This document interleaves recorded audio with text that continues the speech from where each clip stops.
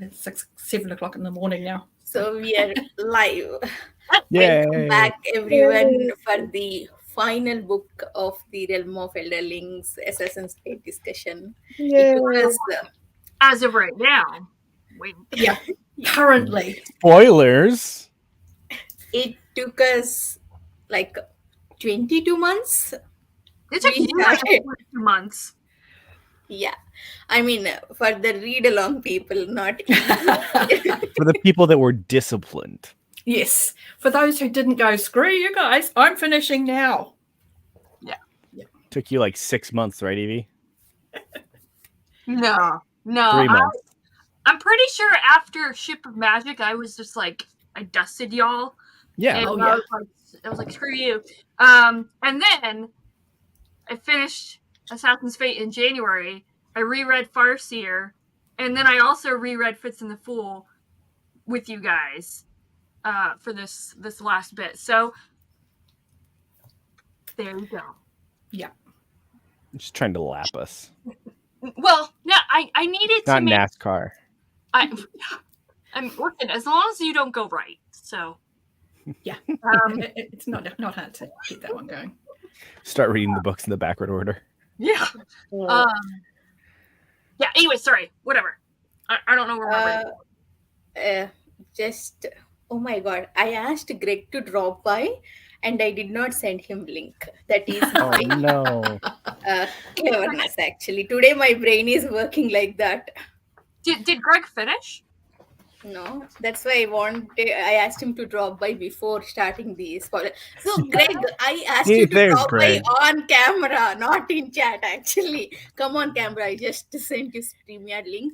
You can just say hello and talk for 2 minutes. We are not Oh, starting. Bird, he's telling you nope.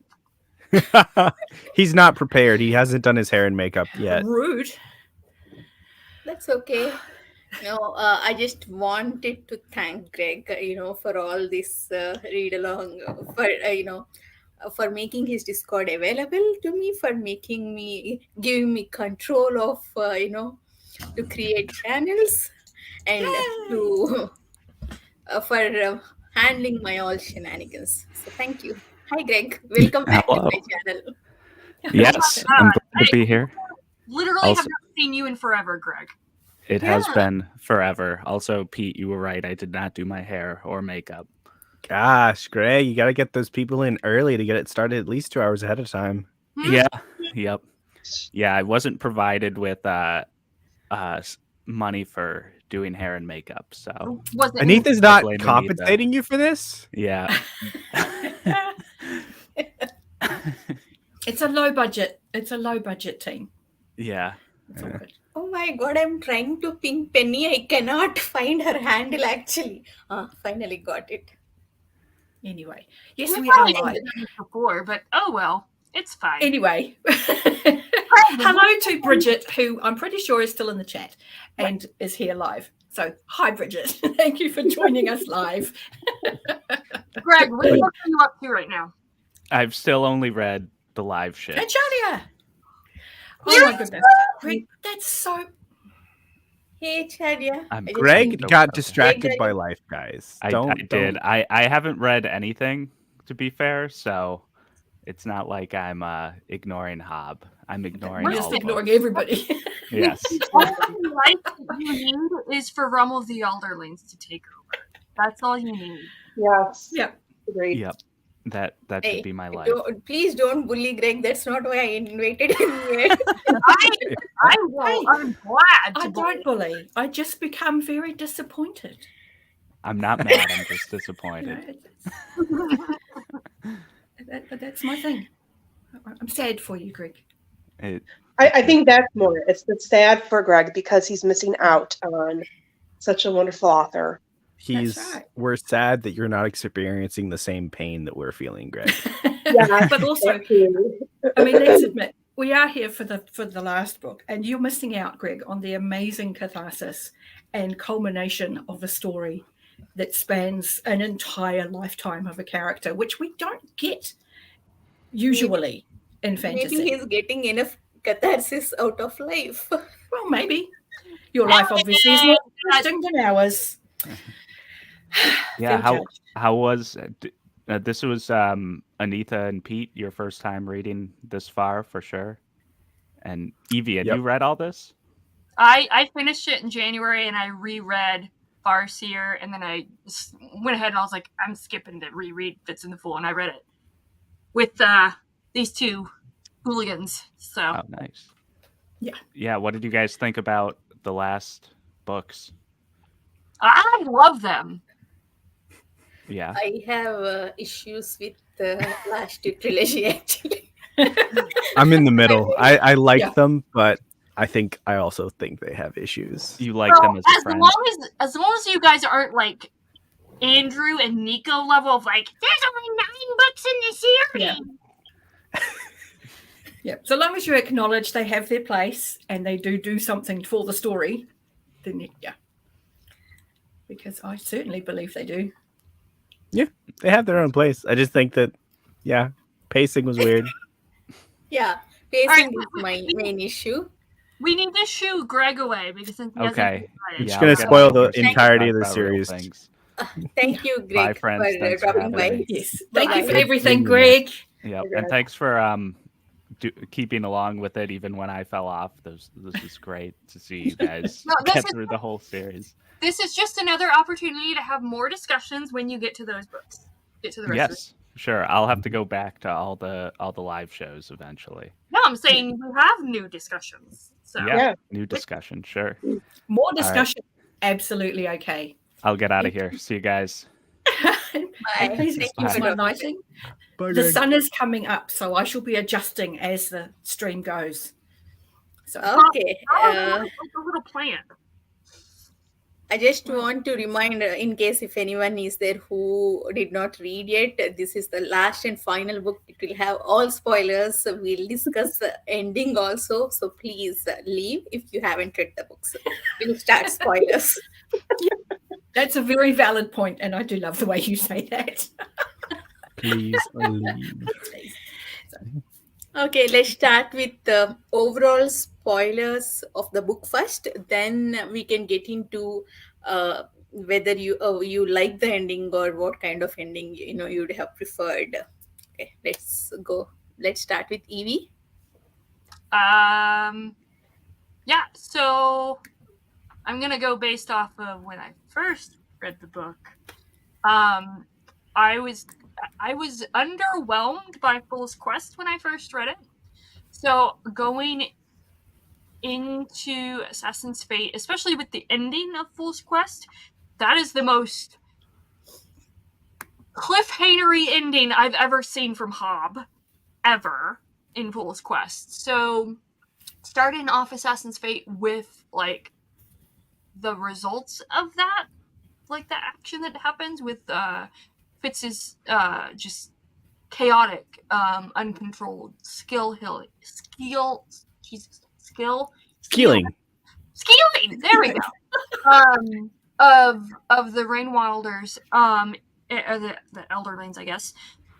It was actually a really good way for me to appreciate Fool's Quest more than I did on original read, because I have that context of, building off of it in Assassin's Fate. Overall, though, other than that, like, opening scene, I genuinely loved Assassin's Fate. It's still my favorite book of the year so far, and I finished it in January. And then I reread it. So, and I felt everything for Fitz, for B, for Perseverance, for Lant, for Spark, absolutely everyone. There's a catharsis in this series, and it is the ending that I didn't necessarily expect, but it's the ending that I very much appreciate, and I couldn't see it ending any other way than how Robin Hobb ended it. So, and I will say, yes, there is some we're just traveling through to say hi to everybody. but even now it's cathartic for me. Okay, like if I wasn't able to say bye to everyone, I'm like, what the hell? But also, argument.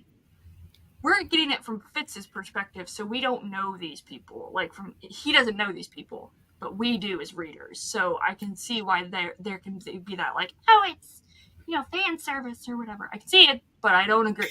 So this is not fair. Let Pete or me criticize first, then you can defend. Stop trying to straw man us, Evie. All right. anyway, Come on, everybody get your arguments in so I can dispute all of you at the same time. Yeah, Pete, go ahead. So I really liked the ending to Fitz's story, right? Like going to rescue B, and then eventually dying from the dart. Like, I think that was a very appropriate ending for Fitz. I do have issues with the pacing of this entire trilogy. Like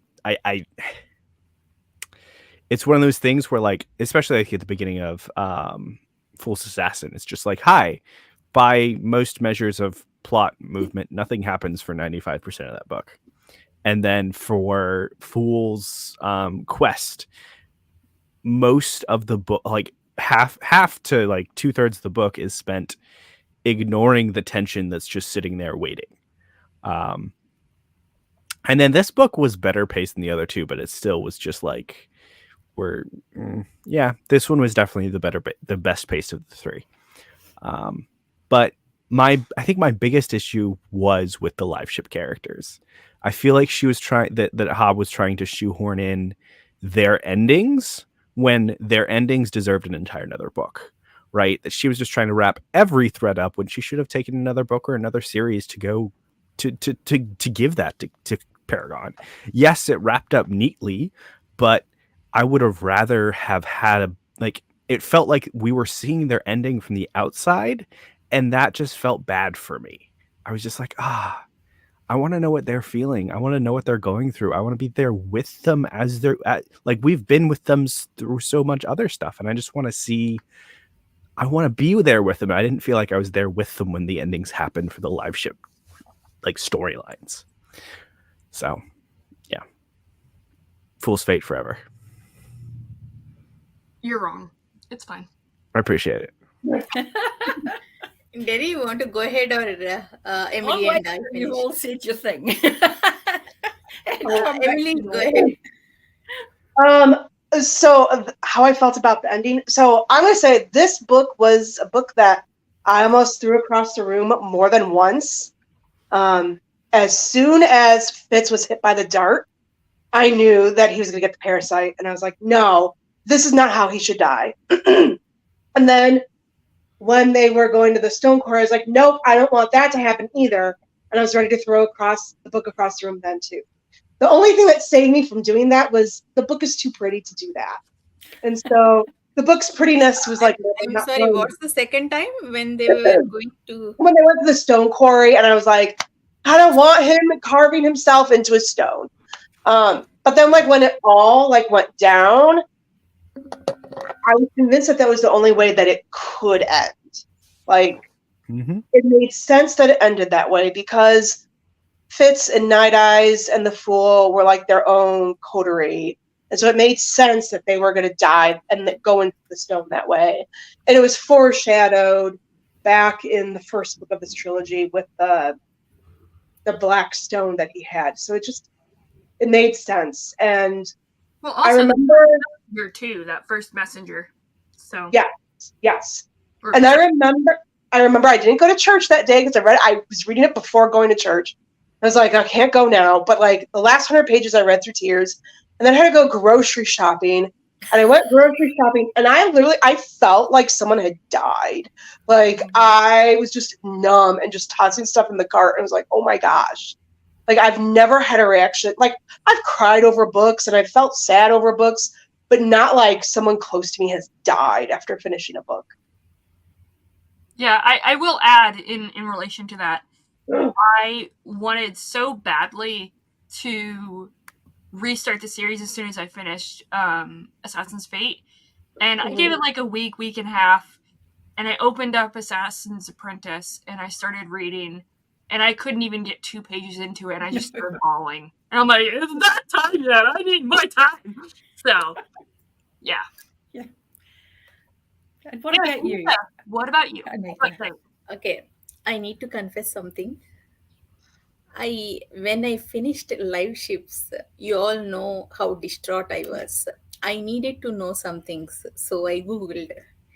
I read Realm of the Elderlings wiki, but I did not read everything. I read only about Althea's fate and Kenneth's child fate. So I know two things. I know two spoilers. I know Althea and Brashen will have Boyo as son, and Paragon loves him. That one spoiler I know. I ended my searching there, and I searched for Kenneth's child, future. So I already know he will die. Kenneth's son will die. So those two spoilers I know. So I was expecting that. I wouldn't completely call it fan service, but bringing it back to the ship, that drama of sending Kenneth son or not, that I was like, okay, this is the drama we don't need for this book. That's how I felt. I mean, at the end, I understand that Kenneth's son is the only one who sacrificed, himself for that ship. He has that bond with the ship. So I understand the poetic ending Hobb gave to that character. But when that happened that Etta was doing the drama of sending Kenneth, I was like, okay, this is not required. This is unnecessary. This is just fan service. That's how I felt. At the same time, having said that, I understand Pete's point. Maybe they I don't want to. I mean, already too much discussion happened about Kenneth, what Kenneth did, whether Kenneth's son deserves all these people hatred or not. Already there was enough discussion in this book, which it re-triggered unnecessary uh, thoughts and scenes for me. But I may not prefer a different book, but I understand his point. And I think told you guys about this. I understand the ending actually. I understand the way Fizz needs to go that way, but after everything he has done, I don't think he deserves that kind of pain at the end. At least he deserves a good death, good and peaceful death, knowing be safe and raised, like trauma free. I mean, which is not possible.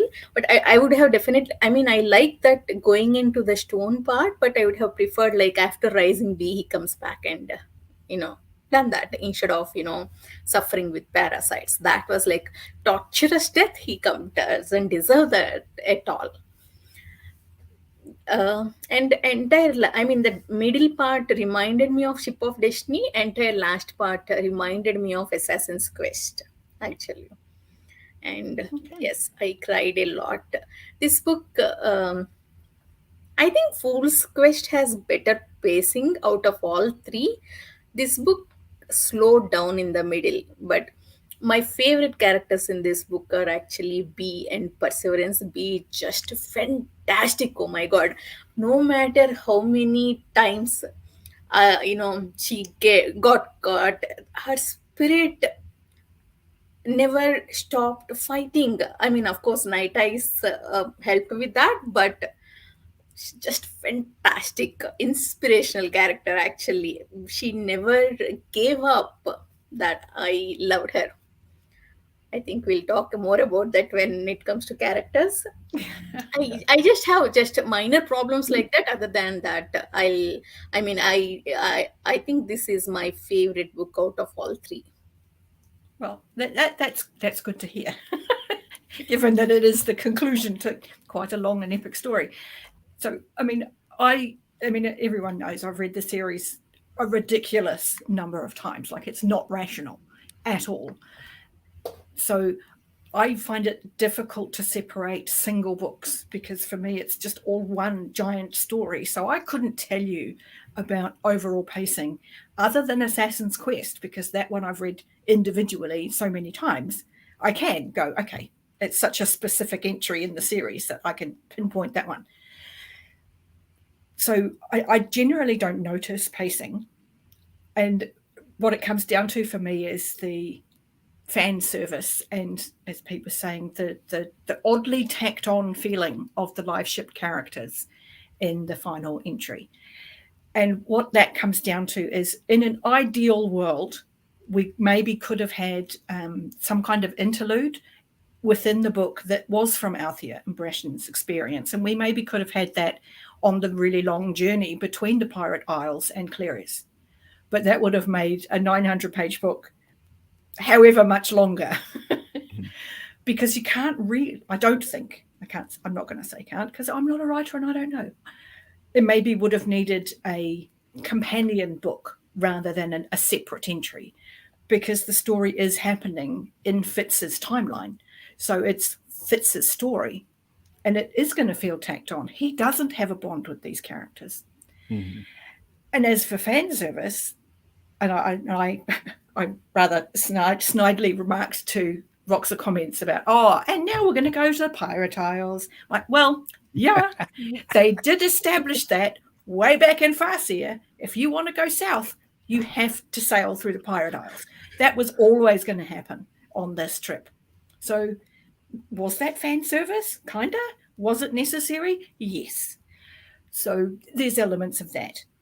And finally, this is the trilogy where Fitz, for the first time, sees the outcome of all the times he nearly died. Mm-hmm. He brought back dragons, but never lived in a situation where he met them. He brought back Elderlings. He never met any Elderlings. He created entire societal changes in areas of the world he's never been to. And so for the first time, he goes and he visits these places that his life created. You know, Kelsingra is now a functioning city because he exists. And he got to see it. And the Pirate Isle situation, which came about because of live ships, all of it's tied together. All of it comes back to Fitz's existence. And he finally got to see the outcome of all of the trauma that he's been through, how many lives he's impacted. And for me, that was always the big thing for me. It was like, wow, look at all of these people that we're being shown have had such fundamental changes to their lives just because Fitz didn't die, which I think is great. And for Fitz dying in such a horribly painful way, when has anything fair ever happened to Fitz? Did he deserve that death? No. Was he going to have a peaceful death? No. But he did need to be pushed to death, because with his skill healing, the fact that skilled people generally live longer anyway, that could have been drawn out past reasonable that even I couldn't apologize for. So to bring an end to his story, he had to have something he couldn't fight, something that his power, his skill, his wit couldn't overcome. Because we know that in a corner he'll fight with everything he's got. Mm-hmm. It had to be something that he couldn't fight, that he wasn't going to defeat. So it was going to be something ultimately really gruesome. Yeah. And yeah, it all just kind of had to go how it went. But again, I'm a little bit biased. I acknowledge this. Yeah, I was trying to find the quote. I'm pretty sure it's in Assassin's Fate, but it's basically where someone says, and I think it was Fitz, of, does anyone ever, get the death that they deserve? Mm-hmm. Yeah. No, they don't.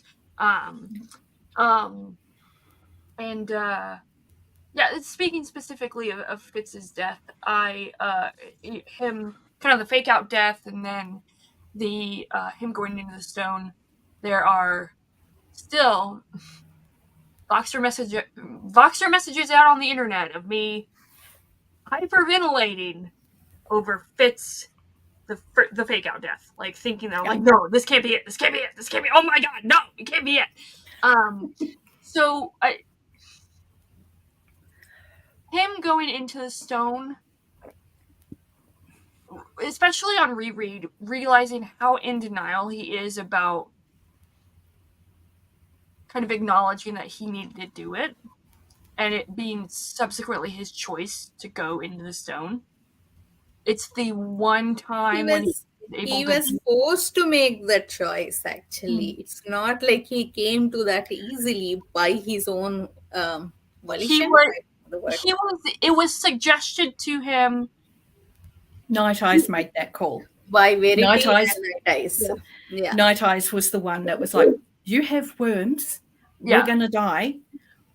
Carve out. We've dreamed of carving our dragon So it was for years. So We're it was going to do that. It was Verity and Shade and Shrew that said, "Hey, well, Verity specifically, in this when he was stuck in the skill pillar for a month, or 2 months, whatever it was, go. You need to go now because they recognized, hey, he's gonna die. Like, yeah, we're gonna lose him. Yeah, and Fitz was in denial of that, and Night Eyes is like, no, man, you don't remember that? Seriously, you don't remember that? You do. You just don't want to. Yeah. And and so considering how anti the stone in general Night Eyes was back in Farseer, and how much it disturbed Fitz in Tawnyman, for Night Eyes to be the one to go, it's time for us to carve our dragon. You know it's time because, like I've always said, Night Eyes was always the brains of that operation. Always. So it was. I'll say something about Fitz's death. I think Fitz is every ending to every series that Fitz is in. I think with the central theme of duty throughout his life, he always leaves something unfinished. Yeah. And his death is no different. Yep. Like every single time, like after Assassin's Quest, like there's 2 different stories where he left the raising of the child to somebody else. Yeah. First Dutiful and then his own child, B. I mean, Nettle as well. Obviously, and Nettle, yeah. So I think that's really how it fit, is that you can never finish everything. Yeah, and of course no one ever does. I mean, who can say that the day they finish is the day they've finished their to-do list, they've read all the things they want to read, they've visited everywhere they want to visit. So few people, because I'm not going to say no one ever has, because I'm sure somebody will say, oh no, that person did. But most people are always going to leave things unfinished. They're going to leave a book on the nightstand they never finished. They're going to have never mastered a recipe. That's just life. Pete reminded me of one thing where Fizz apologizes to his daughters.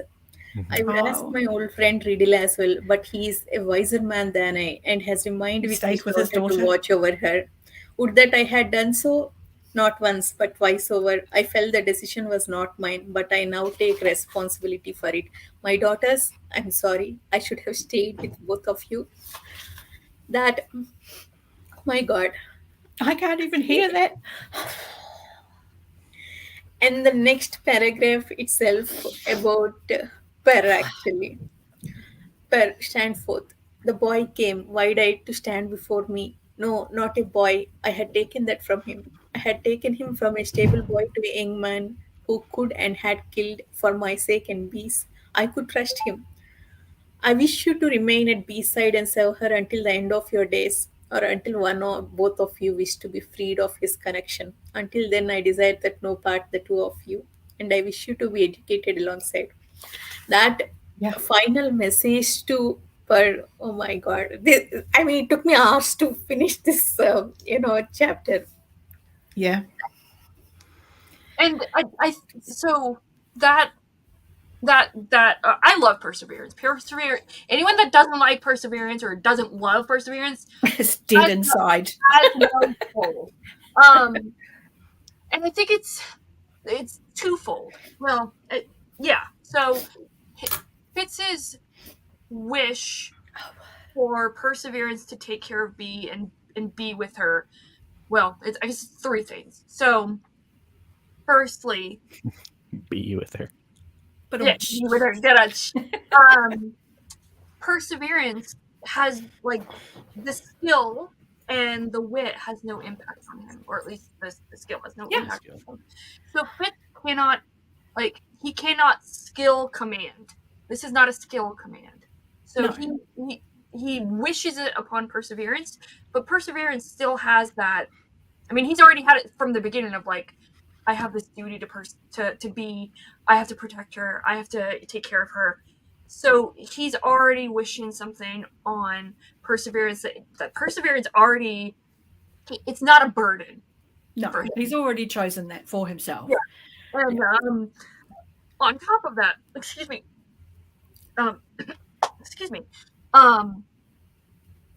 Perseverance, I just, on reread especially, I thought it was so fascinating, the parallels of just really everything where Perseverance is the, what do you call it, the anchor, that he's the riddle of Yes. for B. He's the solid, grounded person. Yeah. And in the same way that Nettle can lean on Riddle and use him for skill strength and use his strength, B has shown she can do that with Per. And she can't abuse that with her skill or her wit because he's impervious to them. And I think that, as with Nettle and Riddle, that's a great parallel. It makes for a stronger relationship between the two of them because they have to communicate with each other about what they actually want. Yeah. Did we ever get who B's catalyst was? No. Like, was it Dwalia? No, Okay. that's who Prokop thought it was. That's Prokop's theory. Because I always wondered, that the reason why that relationship between B and Per was so close was that he was an option for her catalyst. So my theory is that B is Catalyst, White Prophet, and Destroyer all in one. Yeah, and the Unexpected Son.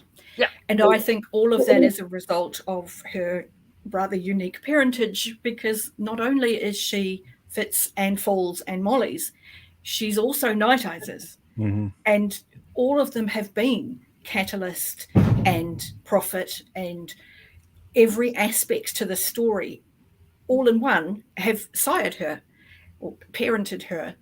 She has the capacity in herself to be all. And she was her own catalyst to some degree, where she made decisions and she saw the path, made the decision, and then performed the act that diverted the path. She was the Destroyer. She was the Unexpected Son. She was all of those prophesized characters. The more you read it, you go, yeah, she fits that prophecy. Yeah, she fits that prophecy. And I genuinely think it's all a result of her very odd parentage. Because after that merging, you see Fool say that he tried to be Catalyst, and he did make changes as Catalyst. Fitz sort of, he doesn't like it, but he kind of knows what's happening. He knows when he makes a decision, every now and then he's like, oh, that's going to lead to bad things. Yeah, there's a blurring of lines after that. Since we are already on the topic of these parentage and Fool, let's talk about Fool. I'll go last. Actually, I have a lot to say. Okay, let's start with Pete this time. Okay. My opinion of this Fool, Of this fool that Pete, who are you calling?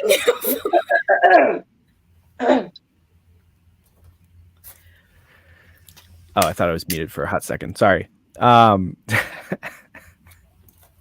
So I think with Fool in this one, I wasn't really necessarily a fan of everything that Hobb did with him, but I kind of kept myself from getting too mad at him because I know a lot of what the decision makings that I saw is really selfish or just very manipulative in the worst way.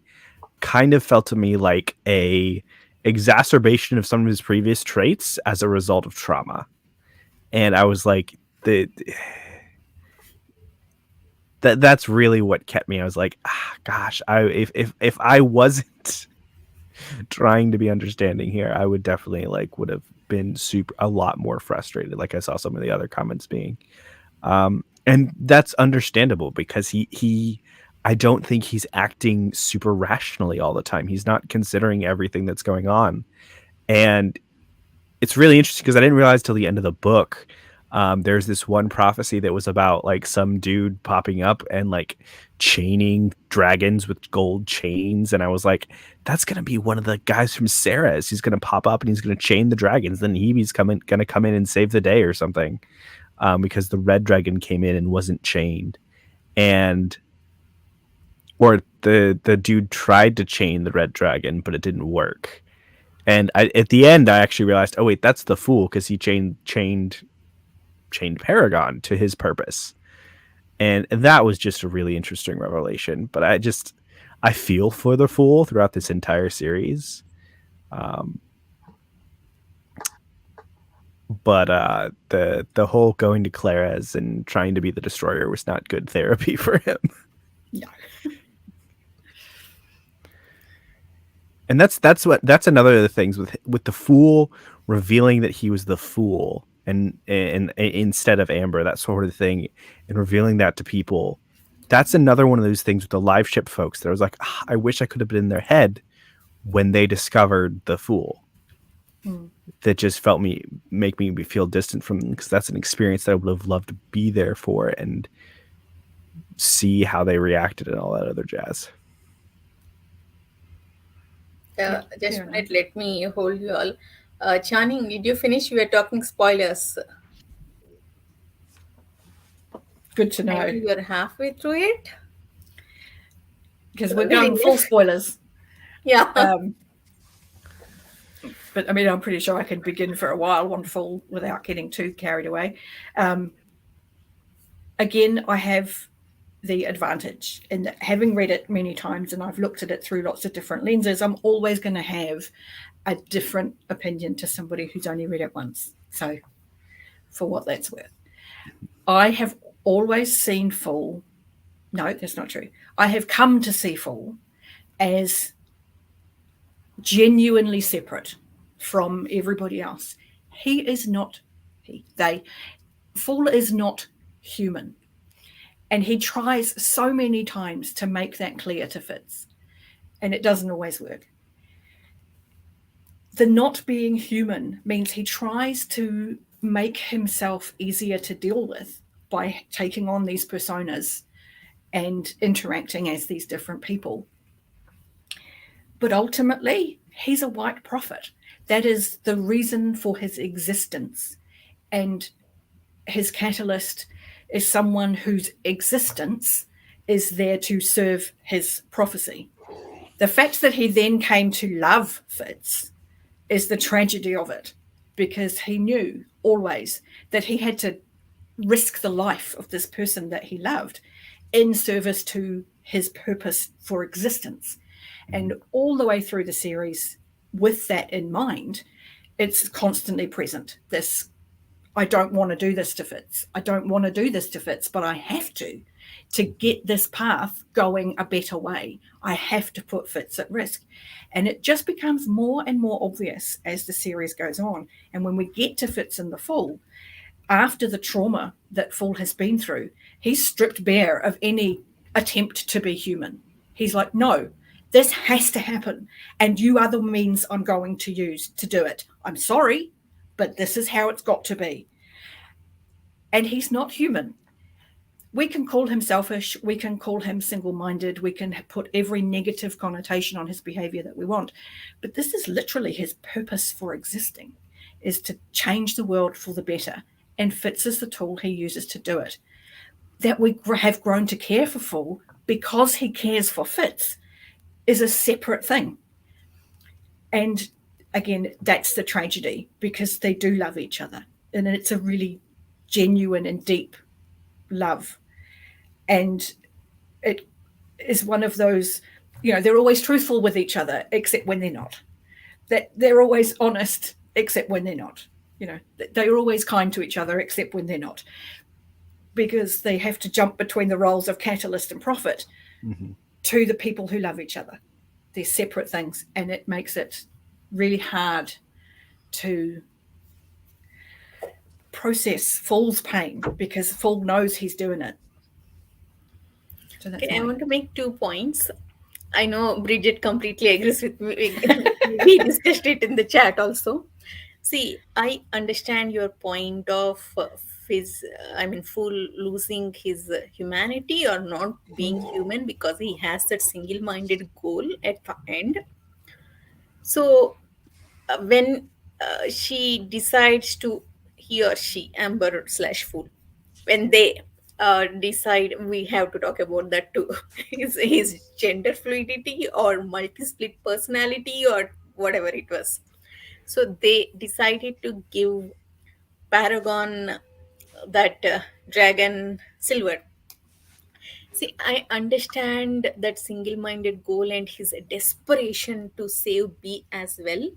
So he chose to do it out of selfishness. He chose to make deal without telling everyone. But if they had told, when Althea asked, "What did you do to my ship?" When they had told, "I did it to save my daughter," or "I did it to take my revenge," I would have completely try to understand actually. I would totally get on board with that.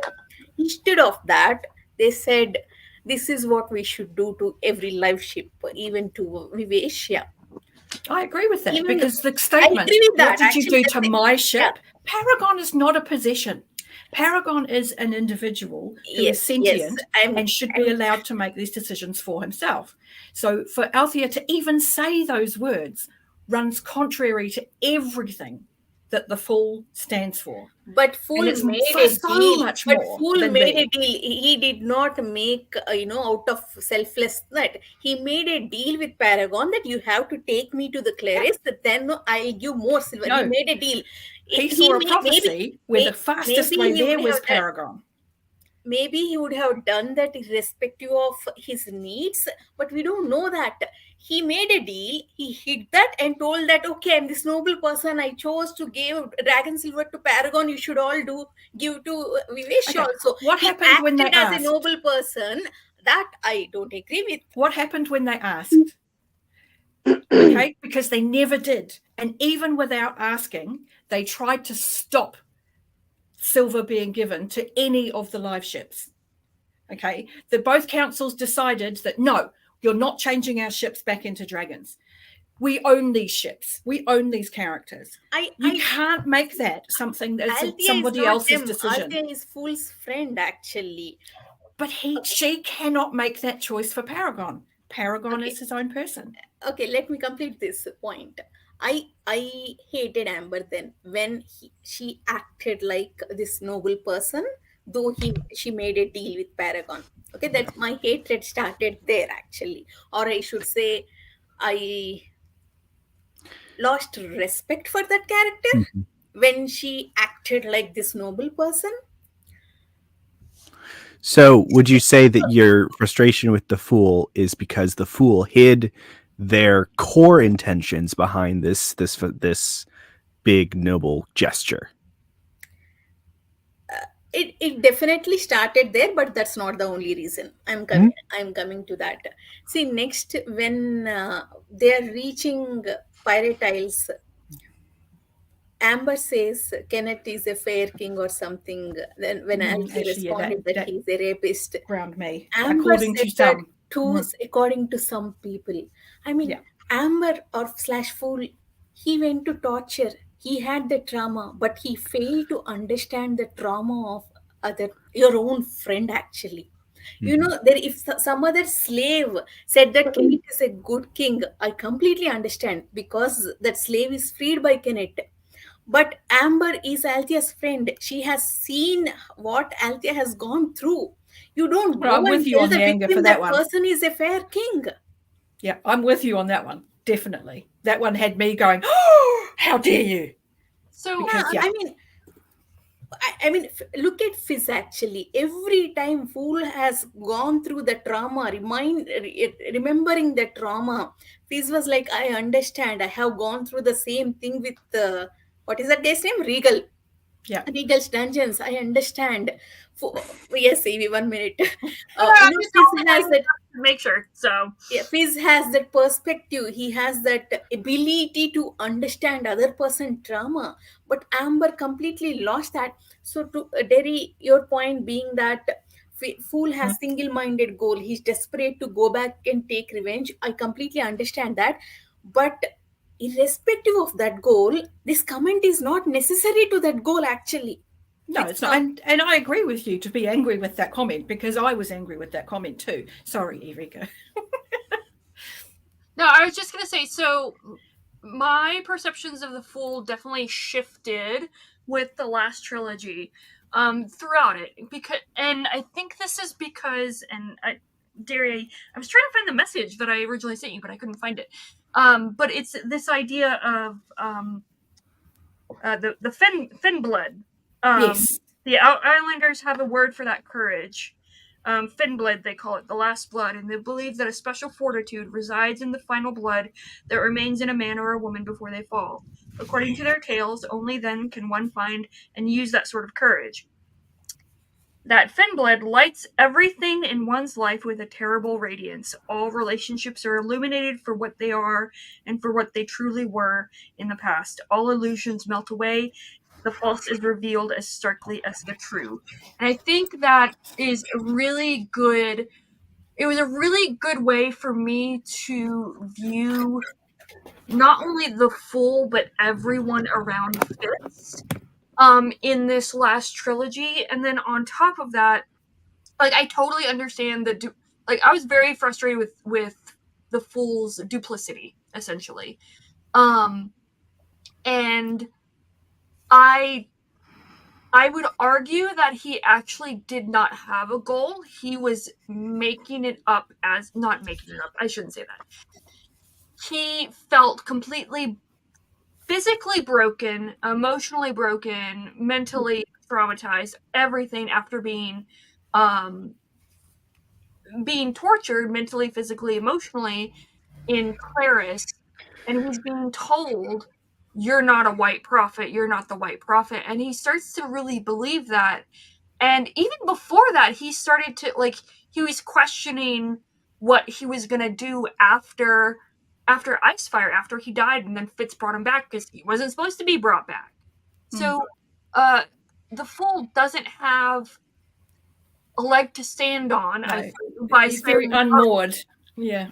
Yeah, this idea that it's like, oh, I have to have vengeance, or I have to do this, I have to, I have to fulfill my white prophecy through my catalyst, particularly in this last trilogy. I don't think that is a valid excuse for the way that Fool behaves and treats other people.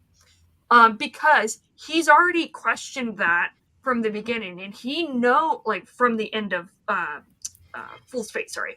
And so he is, like you said, Derri, he's unmoored. He doesn't have a purpose anymore. He doesn't have an identity. He doesn't have anything to really anchor him in any way. And I think this is where that fin blood of the combination of the fin blood of Fitz being able to see people for, the good and the bad of who they truly are without, like, illusions of perception. I don't know if that makes sense. And then on his side, and then on the Fool side, like, he doesn't have anything anymore. So he, like, all right, so gonna get really personal. I have a tendency to take on personality traits of whoever I am around. So if someone is very bubbly, outgoing, whatever, I will try to match that personality to be able to communicate with them. If they're shy and quiet, I'll do the same thing, whatever. And I genuinely, I have struggled myself with what is my personality without any interaction or influence of outside sources. And I feel like Fool is in that, but he's still trying to hold on to his old identity without having all those anchors. I don't know if that makes sense. It kind of does, and it's definitely part of Fool's story in this trilogy of what defines him as an individual. And when he loses his trust in his prophecies, it's a very upsetting time for him. That well, I never saw that. How could I never see that? If I'm the White Prophet, I should have seen that. And as he comes to terms with the fact that Bee's existence pretty much changed all of the possibilities, and he wasn't able to see any of them because he died and lost his ability to prophesy, then, okay, understandable. After he drinks the dragon blood and he starts to have the dragon dreams, and then he begins to slowly start having prophecy again, and he reads Bee's journal, dream diary, and he reads the dream about the candles, and he reads about how the two think their child is dead, but their child is not. And you instantly see that fire in Fool reignite. Like, I get it. I know now what's happening. Okay. And I think at that point, because he hasn't had years and years of prophecy to sort of guide him on the path, every time he encounters a diversion in the path, he's just making the decision he thinks leads to the next path division. So he doesn't have a long-term plan in terms of this choice will take me to that grand, wonderful ending over there, but it takes me to the next choice that could be positive. Mm-hmm. So he gives the silver to Paragon because it is the right thing to do. And it is something that Fool would have done at any point in the series because he's so incredibly against slavery. And let's face it, Paragon is a slave. And you can't ask permission from somebody to do that. You just can't. Sorry. And every time he comes up to a division in the path, all he's doing, like any of us do, not knowing what the ultimate conclusion is going to be, you make the best decision for what you want to go for at the time. I would argue, I mean, obviously, just want to put this out there, slavery is a bad thing, okay? But I would argue that Fool, his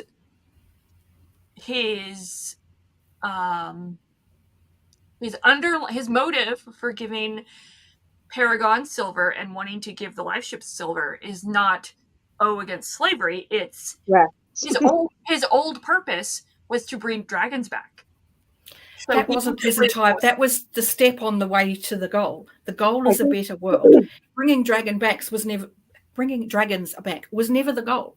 It was only ever a step on the path to the goal of having a better world. And as we discover in this trilogy, and dragons were that for him. There is no. No. The dragons was never an end goal. The dragons were always the most necessary part of getting the world to a better place. For Fool, that was a step in that direction that he was responsible for, but that he knew it wasn't the ultimate goal. He knew that if they achieved that, we haven't solved all of the problems. Right, but the world still needs other things to happen. Right, but I would argue that more so. He doesn't see that. What is a better place? That is a rhetorical question. What is a better world? Fool doesn't know that. No one knows that because the folks in Claris think a better world is more money, more power, more control. Well, they're cults, so yeah. And Fool, but that's kind of the whole point. Is that Claris had hold on. watched so let me just finish. So my Fool, his part when he was able to see visions and actually be a white prophet, his thing was bring dragons back, bring Icefire back, or bring the Stone Dragons back in the first trilogy, bring Icefire back, and now, even though he is not a prophet, he does not have the powers anymore unless he has the silver. He has the once he's taken the silver. He has the dragon dreams and his gift of prophecy returns. As usual, he begins to have the dreams that he had, the type of dreams that he had as a youth, as a child. So his gift of prophecy returned, and it wasn't tied to taking the silver every time. He had the gift returned to him, and it was a valid gift. It was a true gift. And if they hadn't changed Paragon into a dragon, they would have turned that last shipping mission into a trading mission, and it would have stopped at 7 or 8 or 9 or however many destinations on their way to Clerus. And that would have taken far too long because they were about to kill B. So if they hadn't gone as fast as Paragon went, from the moment Paragon was given silver to Clerus, B would have died. But I don't think all in together. I don't think that like Fool's purpose like was like, yeah, freeing Paragon was the effect of giving him the silver, right?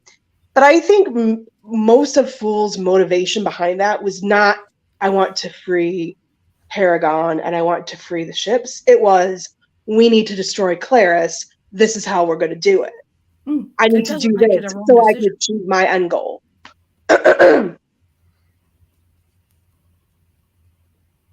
I'm okay with that decision. I'm totally okay with that decision because at that point in time, I can see that I can understand, relate, sympathize, empathize. One of those words. I can put myself in Fool's position and go, this is a moment where I've had insight where I need to get to Clerus. I need to get to Clerus incredibly fast. Paragon, I know, is the most likely way I'm going to do that. How do I ensure Paragon's going to do this? And the fact that it then aligns with bringing back more dragons and freeing slaves is going to make that decision shine like a beacon out of the most hideous situation ever. Of course, he's going to take that opportunity and do that immediately because, of course. And yeah, I just think that whole thing is necessary because otherwise you're not then going to have Vivacia go, okay, now me and these 2 dragons are going to go to other island and we're going to go and deal with them and then we're going to go and get silver. All of that would have been halted in its tracks had anyone been asked in advance. It's had to take it and run with it. I'm not denying that. Fool, this is the book where I really was like, I'm not a big fan of Fool. And I struggle with that because I also love Fool. But he really is, in thinking about the Fool and the trauma that was inflicted on him, he's coming out of a cult, right? And he was the it person in the cult. He was their prophet. And now he's not tied to that cult, but he still has that mentality. But are we saying that he was their prophet? They denied him. They denied him, but originally he was their prophet. No, he was never their prophet. They were lying to him. Ever. Okay. Not ever. They wanted the pale woman to be their prophet. And they told him from when he first arrived as a child that, no, you are not the prophet. You are mistaken. You are wrong. And brutalized him even as a child. Mm-hmm. So I'm going to push back on that one. He was never having to remember things. Okay. Yeah. Look. Yeah. I will say I don't like Amber. And I think the reason I don't like Amber is because I believe Fool uses Amber to say the things that needs to be said to other people that they can't bring themselves to say when they're being Fool. So Amber is the personality that they use to be abrasive and pushy. Well, so do you see Fool as more of a DID person than a gender fluid person? I think Fool supersedes any of those descriptors because Fool isn't human. I think Fool is genderless. I'm not going to say asexual or gender fluid. I think they are genderless, that they have chosen personas to express to the world. And one of those personas has formed this incredibly deep bond with Fitz and has formed incredibly great friendships with other people. And as an individual, Fool, or beloved, let's be honest, can't bring themselves to hurt those people, so uses a different persona so that to try and keep as much of those important relationships intact as they can, while still going, yeah, but this needs to happen. That's my belief. And hey, none of that's text based. That's purely having read it as many times as I have. So, well, I was going to ask, like, because there are times where they flip between being Fool and between being Amber, and it's like, what was the deciding factor between being Fool and between being Amber? Like, that I never figured out. I would say that was Fitz's perspective. I feel like a lot of what we see about a lot of the DID relevant terminology that we hear is specifically from Fitz's perspective, because that's how Fitz views the Fool. He views them as completely separate people within the Fool's body. Yeah. Whereas when we hear the Fool talk, it feels closer to me towards something like gender fluidity or something along those lines, rather than the DID language that Fitz is using. Yeah. It's one of those unreliable narrator things, and from what I can tell. Yeah, you've also have to consider too that particularly this last trilogy, we have found out is being written by B, who doesn't like Fool. True. So B changed some things. So it just means that she's not going to shine a forgiving light.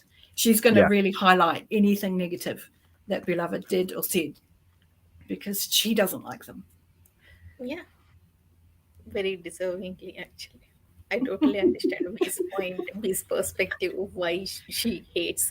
See, the whole... Oh, I get that. The not just because Fizz loves Fool. B destroys all those dreams because she doesn't want Clarice as a school or concept to continue, actually. But Fool tries to continue the... No. Procop does. No. Fool wants it destroyed. Procop wants it to continue as a history place. Fool does read B's dreams, actually. Oh, he does read her dreams, yes. Yeah. So he tries to continue the concept of the Clarice. The white prophet, line of white prophets. Yeah. Knowing B doesn't like it, actually. So she has every reason to hate Fool. Mm-hmm. See, I've always felt her dislike of Fool is in being claimed by him. She doesn't want to be his daughter. She has a father, thank you very much, and I don't want this stranger who took my father away to be part of her life in that role. And she resents it completely. That's always how I've read that. Well, it's that claiming of her she doesn't want. Yeah, I think it's a perception of Fool is, and I'm sorry, I had to step away for a little bit. But the Fool / Beloved is, in B's eyes, I think, trying to be more not controlling, but guiding to the point that it feels like control rather than being supportive, which is what Fitz in his weird way was trying to be. Well, I'm like you did. Forgive me for bringing my life into it. As a very young woman, I was in a very abusive situation, and when my mother finally escaped from that, she wasn't coping very well. So I took on a lot of parental roles as a child, and when she became okay again and her mental health was better and she got into a relationship, suddenly they were like, no, we're the grown-ups, we're going to parent you now. I was like, excuse me? I've been running the show for how many years now? You can't make me be a child again. You can't. Yeah. It's too late. That's gone. Mm-hmm. So don't be trying to treat me like a child. And so I totally understand it when B says to Fool, I've got this actually. I don't need you to pamper me. No, that's not who I am. I can make these calls for myself. Mm-hmm. Because she's been through so much and so much trauma, and all of the things she did for herself and the decisions that she made for herself, she was incredibly empowered. And rightly so, to be able to say to Fool at the end, do you know what? I don't actually need your help. Stop trying to tell me I do. It's interesting to kind of see those weird parallels between Bee and the Fool, in that, the Fool had Capra and Semph and Felody and, oh god, I'm blanking on the other, Coltree? Yeah. Culture, yeah.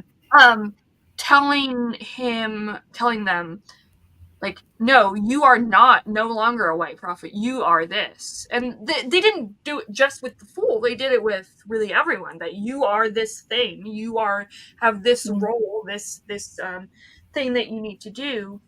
And Fool is perpetuating that with Bee, in a way of saying, no, you need to fill this role. It's like, Bee's like, you, basically. So, sorry. You can't tell me what to do.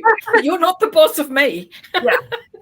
It's just, again, like, this is kind of going back to the slave ship idea. Like, that's why I can't really get entirely behind the Fool's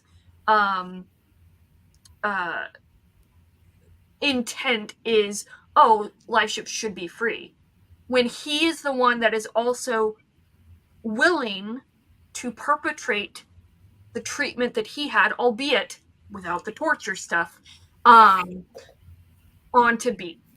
So yes, I understand people are dynamic. Like, I was actually going to touch on something else. And we've talked already about what drives Fool and what their goal is, and I think we need to remember that it's nothing as specific as a set idea. We've had several descriptions of how these moments of decision appear, and we're told that they appear as shining threads, and some are brighter than others. So what we have to remember is Fool doesn't necessarily know what each individual decision will lead to. Sometimes he will. Sometimes he'll see it very clearly and can make quite a detailed decision. Other times it's, okay, from here, one path is dark, one path is light. And I'm going to obviously take the light path. That means doing this right now. So I think what Fool then is trying to tell Bee is, when you know what the outcomes are going to be, this is how you try and decide which is the better option based on your prophecy. Which is what really frustrates Bee, because she's like, you can't tell me. I already know. Yeah. She already knew that before she even knew it was a Fool. Because that is instinctive, I think. Mm-hmm. Because they talk about it, the dreams being emotional. Yeah. I would say that the Fool is also trying to fulfill roles at the wrong time when they were already fulfilled by somebody else. Yeah. Specifically with, interpreting the dreams. Well, she learned a bunch of that stuff from Dwalia and Dwalia and the rest of them by listening to them, but also figuring it out herself. Yeah. And I feel like the Fool also wants to try to protect her in some way, shape, or form. And that was already fulfilled by, herself and Wolffather, good old Night Eyes. So it's like good intention, but wrong time, buddy. Yeah, very much so. Very much so. Yeah. Because it does all come from a place of caring. And it's like, I want to help you understand, and I want to help you develop this. I want to help you this. But she's, as I said before, when you've done this for yourself for any length of time, it's really hard to then accept the role of student or child again. Because you're like, I already learned this. I know what I'm doing. The Fool almost put everything down on the path to trying to create another Claris with Bee. With like some of the things he was saying, I'm like, that's super sketch. He was trying to be another one of the four over Bee and trying to tell her how she exactly. I do think that his intent there was, she won't accept me as father, so will she accept me as mentor? Yeah. And I don't think that a restoration of any kind of servant /Claris was his intent. Although I definitely think that's where it would have head. he'd Yeah, would it's have led. definitely like his Yeah. trauma would have led him down the path of becoming Yeah. the thing he hated most. But again, B is against that. That's Mhm. she instinctively knew. No, that's the wrong thing. Mhm. But yeah, and I will yes, definitely read this B book when it comes out. Mm-hmm. I don't know if I want. I will read definitely, obviously, yeah. but I don't know. I want to. I mean, I don't want any more pain for B. I love her. I mean, I'll be in the assumption that she's happily living with Kid Chicken in mountains. Look, I'm happy. Oh, I with love that ending for B. it I is love it is that ending. very hard for Hobb to kill characters, as I have ascertained by this last book. It is super Yeah. hard for her to kill characters. So, will B and Perseverance and the rest go through a lot of pain? Yes. Will they die? I don't think Probably so. not. Mm-mm. But plus, and I do like the fact that all throughout the trilogy, B has had prophecy about the Wolf of the West and about this massive wolf that will come to defend. And I'm like, yes. And because I know you will, when you reread, you're going to see so much of it, so much foreshadowing of it. And the fact that we're going to get a story about B means it has to happen after the events of Assassin's Fate, which means we're going to see the Wolf of the West. Sorry, I'm so excited about that. I literally have chills on my body just thinking about it. Very excited for that. Although it will probably include Ketrican's death, and I will be heartbroken. True. She's the next one to go. Nice, peaceful death. Yeah. Oh, and how glorious was Night Eyes Yes. when he tells B, Molly was the right choice for your father, but I would have chosen Ketrican. I was like, oh, I love that so much. And then when Ketrican kisses Fitz, and he's like, and I put it into I never saw you there. Stone Wolf. I knew it wasn't for me. So. Yeah. Anyways, Emily, sorry, I can just like. Yay! Are you Come on, Bridget. I need more hated for Amber Fool. Everything we talked about. Okay, okay. Oh, sorry, Emily. Go ahead. We are not letting you talk. Because No, I know you I'm have just feelings listening. too. It's all good. It's all good. It's all good. Oh, okay. I just want to mention. Okay, it's not exactly a complaint, but I understand. But it's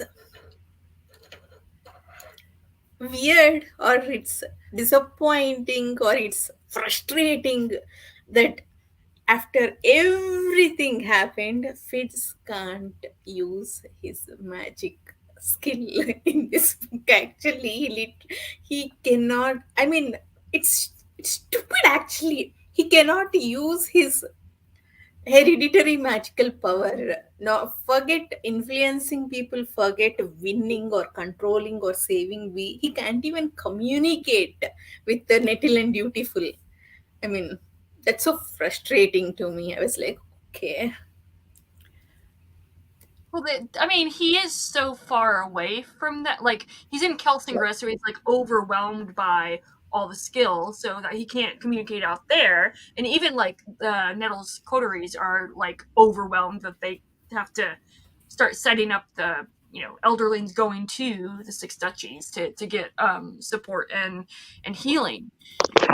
And once you get far enough away from there, he's on Paragon, who is emanating so much skill from him that it's overwhelming.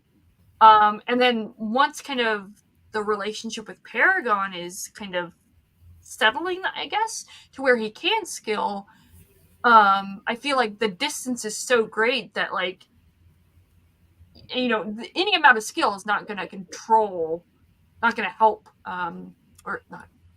It's not going to overcome those distances. Like Verity skilling out to the Red Ship Raiders took so much energy, to the point that he was basically skeletal every summer or whatever. Also consider Fitz always loses his ability to link with anyone when he's under stress. When he goes berserk, he loses any links that he's got. When he's highly emotional, he loses any links that he's got. He's in a highly emotional state. And then you add in the fact that he's been very close to the silver source. He's been very close to dragon energy.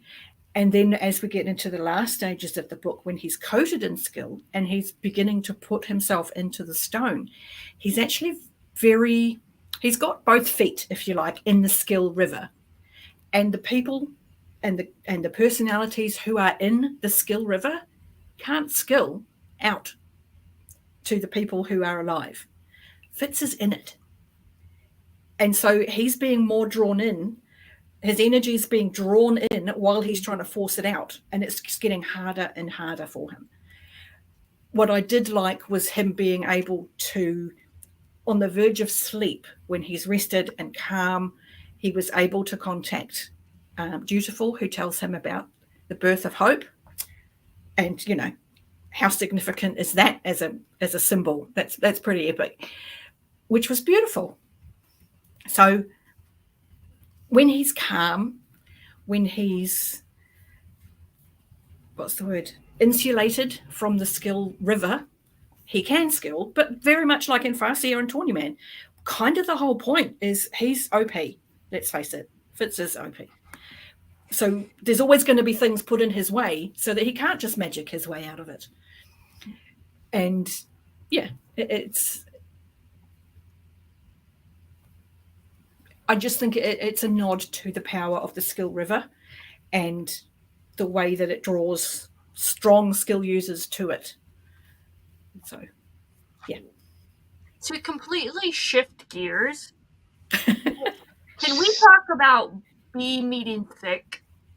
Oh, That's I so love cute, actually. I was like, but you know, I made a song for Fitz's little girl. But you know, it's my first thought was, oh my god, not it's not happiness for me because like Thick, we all know that Thick is going to die soon. I was like, oh my god, B is making friends with Thick, who is going to die. She'll cry again. No, don't make friends with him. I don't get hurt. B. That was my first thought. I'm always cynical person, so. So I would argue that because Thick is so powerful in the skill, he's unconsciously, like, he's already long lived for someone of his, you know, or whatever. Yeah. I think he's gonna live for. He's unconsciously skill healing himself, so he's good. But I love it how Thick. I was dreaming a song for Fitz's little girl if I ever got to meet her, and before he even met her, she's like, I could not identify. Before she even met him, she's like, I could not identify the instrument, but the music suited my mood perfectly. It was lonely and yet not fully sad, as if being alone were not such a bad thing. And I'm like, that Thick already knows her so well, and that they already have this common bond with each other, that they are alone, but they're not lonely. Mm-hmm. Yeah. So, and then he teaches. Ugh, I love it. Look at us. Yeah. Oh, for someone who it's such a small part of the book. Getting emotional and crying. Pete is like, why am I stuck here with all this? Listen, Pete. This is what happens when you are the representative male. Look, as the representative male, I also shed a tear at very small moments like this. Yeah. Example? There was a few quotes around perseverance that hit me, as well as this moment with Thick. He's just a stable boy. Oh God, yes. Lance? How about when Lance says thinks that? he's more He's just a intelligent stable than boy he is who brave. killed Duke Alec. When he killed Windle, like without any hesitation, I was like, my man, yes! Yeah. That was a cheer moment. I want to be more like Per when I grow up. Yeah, man. Very much. Yep. And I think Fitz looks at her also and saw what he maybe could have been himself. Yeah. Somebody just really loyal. Somebody who was a good person and would just be there to support the person he cared for. And yeah, and he saw perseverance, his love and loyalty to Bee. Like he Perseverance said it multiple times. You know I do this, Fitz, but sorry, I'm already devoted. I'm in it. So I'm already taken. Let's be honest. Yeah. I did love that. That was yeah. Just the whole "he's more intelligent than he is brave" was a really, really good line. Yeah. Yes. If Perseverance is not in whatever book Robin he Hobb can't not be. Yeah. He's attached to be. Hobb's not going to do that to us. Defined. So he's our good man. He's our riddle for the next bit. But yeah, that part of the story with Thick gets me every time, and because it's really pure, and B recognizes it for that as well. That there is no strategy, there's no subtlety. Thick is thick, and he wants to talk about his buttons. Pure friendship and loyalty. No, nothing else. Yeah. It's pure and it's honest and it's beautiful, and I love that for B. And that he teaches her better than Nettle could have to shield herself. Yeah, I thought was just wonderful. Yeah, and then I mean, it shows I think it showed B yet another side of Fitz that Thick loved Fitz. Yeah, he felt so deeply for Fitz, and Fitz subsequently, treated him with such care and understanding and empathy and love as a friend. That Thick would want to create this song for B. It's truly just wonderful, and I admit I did not appreciate that scene with Thick until reread, and I was just sobbing. I'm like, this is wonderful. It gets me every time. Every single time. Because it's beautiful. I want to talk about Shade. See, before starting this trilogy, I was like, okay, Shade is like Fizz's grandfather's elder brother. So now, after all these years, by this trilogy, Shade he's over 100. Of Page, I will be happy. I mean, I was like, Patience died, but Shade is still there. I was like, why is this character still there? But I mean, to be honest, I did not care when he died. I was like, okay, finally it happened. I don't have to see him anymore. Right. But I did felt for Fizz when that last line of the chapter, Shade's boy wept. I was like, I mean, I felt sad for Fizz actually, not for that character. I felt bad for I felt bad for Nettle because she felt like it was her fault, because she's like, I was basically drugging him and I caused his death or whatever. And then on top of that, sorry, go ahead. Nettle is just another fantastic character, actually. Yeah. I didn't like her in this trilogy. I loved her in this trilogy. Yeah, I like her. She's practical, sharp, smart, and a good ruler, actually. She'll make a fantastic queen. She knows when to make hard decisions. Of course, she doesn't know how to treat B, how to be there for B. She is there like, okay, I suffered. I did not grow up here. I did not know these palace traditions and all. I suffered. I don't want my sister to suffer. That's her only perspective. So she isn't there for B emotionally, but she's just a fantastic character, actually. Yeah. Oh, I'm not saying she's not fabulous, because she's fabulous. Yeah, but I didn't like her. She struck me very much as possibly part of the reason Lant is the way he is early in the trilogy, where Lant is very about position and title and rank. And Nettle has become that also. And that really bothers me.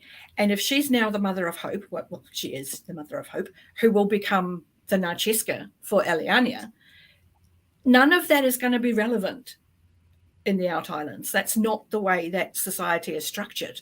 It isn't about title. It isn't about rank. It's about ability.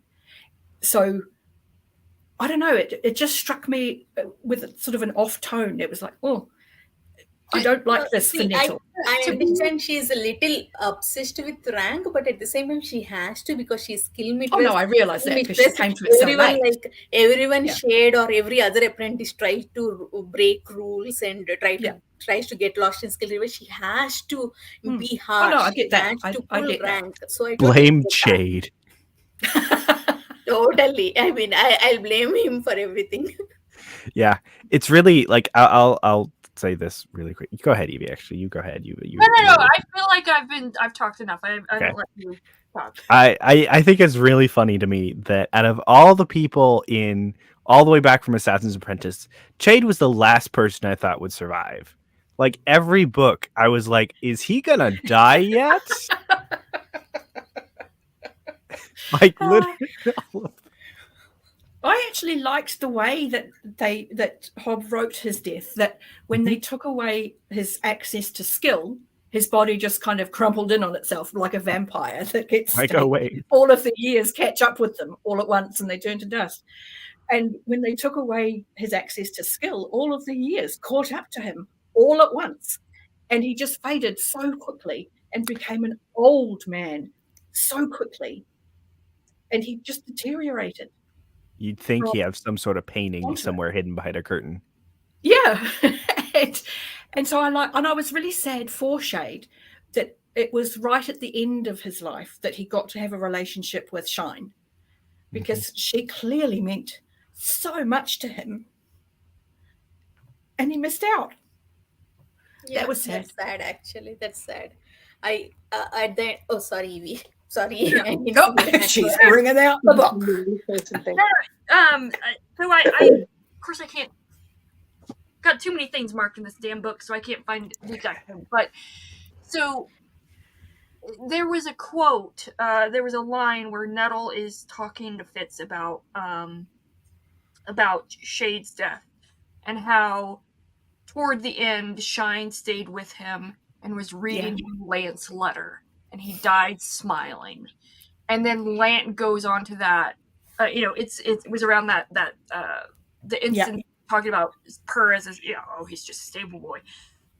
Or no, at the end. Sorry, no, at the end when they're saying he's saying goodbye to Fitz. You wrote like, the I have letter nothing for me. to That's enough. Yes, I don't exactly. need anything And I'm else. like,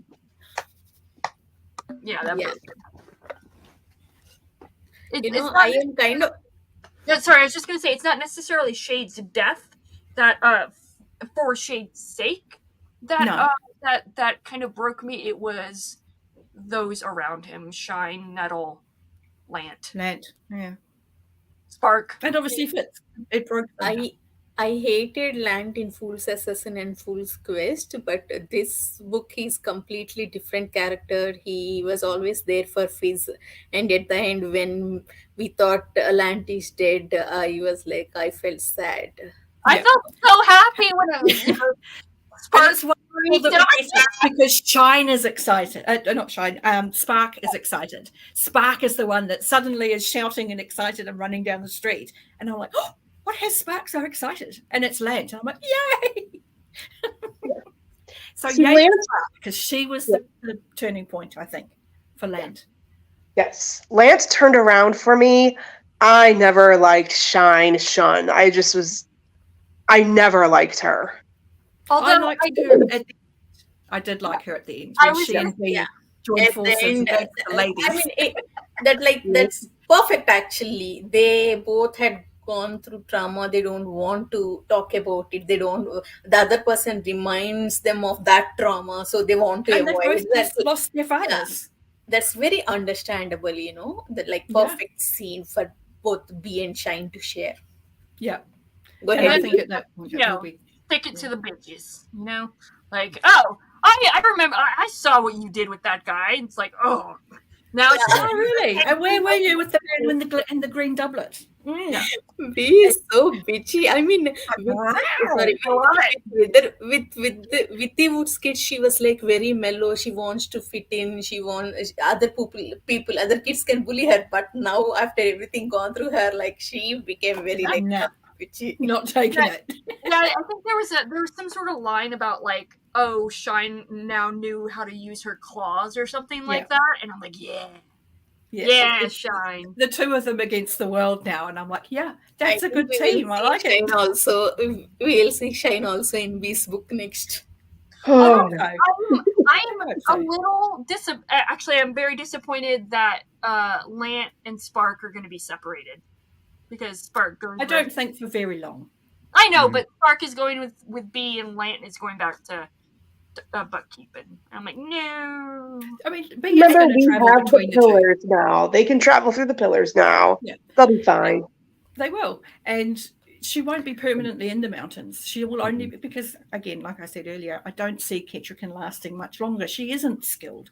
She is struggling with health and joints and movement, and so Bee's only going to get a small time with Ketrican, and she has no ties to anyone else in the Mountain Kingdom. So when Ketrican goes, I imagine Nettle will go, right, she comes back to Buckkeep now, and we'll get that reuniting. Do you think we're going to get full Zarin level of drawn out, or are we going to get patience for Ketrican? It better be full Zarin. I do Because agree. if she kills Ketrican as well as Patience off page, I'm going to lose my shit. Oh. I mean, I get it. We won't see. It depends on how many years gap between. Yeah, that's true. I mean, if it's a big gap, then okay, granted. Because Give by it- the end of this book, B talk like she's old, especially hearing about Fizz's death. She took to her she's bed not getting up initially. from bed. Yeah. And Hobb now it's just in the needs to- mountains where it's cold and joints aching. We just need a novella called Tears of the Mountain for us to cry over. Absolutely. I shall How start a good- petition How good immediately. is that? How good is that last sentence? Ketrican smiled. Yeah. Yeah, I'm sure there's something in the woods following us. Yeah. Ugh. I'm so Do you looking think forward to the B will ever whip bond any animal? I don't know. Possibly. She certainly has the ability to, I think. I think she. It would take an impressive animal. I was gonna say, I think like her relationship with Perseverance and Motley, like those three are like Makes a good team. good trifecta. Also, how awesome is Motley? Amazing. Motley and Night Eyes would have I'm been really a smart. I'm going right. to put silver on my beak so I can talk even better. I kept expecting that Motley would be some tie back into Me too. from Wolful Princess and Piebald Prince. Me too. Like that's what I kept expecting, that She's we so would clever. see that person, and I'm like, what's going on? Yeah. But then I had to remind myself that we did actually know Motley fledged during the beginning of Fool's Assassin. So, damn it. And I kept expecting more to come about with the crown. The Rooster Crown? No, I think the crown was complete. I think the arc of the Rooster Crown had completed. Yeah. So I wasn't surprised not to see that. But, yeah. Yeah, I think that's one of the things that like isn't entirely clear in my mind. I think that'll be interesting on reread. The Rooster Crown arc. Yes. I mean, like, I understand how it relates to Fitz and the Fool and stuff like that, but I feel like understanding to history, like, was that a white prophet and some other things that I was like, what if the Rooster Crown dude was Procop? It was a woman. It was a female white that they saw at the marketplace. But that doesn't mean that Procop wasn't somewhere else in its history. True. So, Also, there's like it could have been a Procop, his different presentation. yeah. Amber Procop Yeah, is kinda. a rooster. But I also liked in this final book, we did start to see the full detail of the death of the Elderlings and the lengths that the servants had gone to. To Yeah. watch. Yeah. And, Especially that town that Yeah. Fitz went through at the very end. It's like, oh yeah. They literally set traps for them Traps. and destroyed them and ruined the land for the rest of time. It's Yeah. like Yeah, and it's like so seeped into it that like the people are just not disgusting, but like are But so they're cruel and they're harsh and they have bitter. kids. They're bitter people. It's like it's a nuclear bomb or something. Yeah. Because they've pulled apart the city and then used the stones from the city in their town. These stones that are full of rage and betrayal, and it's Pain. but just knowing that is what happened to the Elderlings at various points around the world that the servants were aware of, it puts so much difference on things that happened earlier. We find out why the runes have all been erased on the stones at Buckkeep. We find out why the stones are face down in Chalced. These are places that didn't want any more Elderlings coming through this stone. How much did we destroy the stone? Did we crush them and turn them into the pathway of the palace? Chalced did. You know, Buckkeep didn't. Buckkeep was just like, nah, let's just not go there. We're just going to try and erase the runes. Mm-hmm. But it puts a whole heap of things all into context right back at the beginning of Farseer, which is, I think, why, as Evie did, you finish, you're like, I have to start again now. I have to reread it. Do you think that, because like looking at the difference between like Chalced, I keep wanting to call it Chalced for some odd reason. Go for it. There's no rules. But Chalced, and the difference between Chalced and Buckkeep is probably that I think that the area around Buckkeep, they probably harbored the remaining Elderlings until they died. Yeah, I believe so. And that's why Because there was... They do say that the poisoning of the dragons happened in or around Chalced. Mm-hmm. Because there are several references to it. And Claris as well, I believe. Yeah, and Tawnyman. And Icefire even remembers wallowing places in Chalced. Mm-hmm. And as he tells Tintaglia that they poisoned the meat. Yeah. So clearly that happened in Chalced. So servant collaborators, that's what we're going to call them, lived in Chalced. So how much of that attitude that they have in Chalced is born of that ultimate betrayal of these massacres that have imbued the environment? Yeah. The impression I got during Rain Wilds was that it wasn't just the betrayal, but it was something that was a long harbored resentment that Chalced had done throughout the entirety of the existence of the dragons, and the dragons basically were tolerating them. Yeah. And because, they're poisoning them because they figured out the health benefits of dragon parts.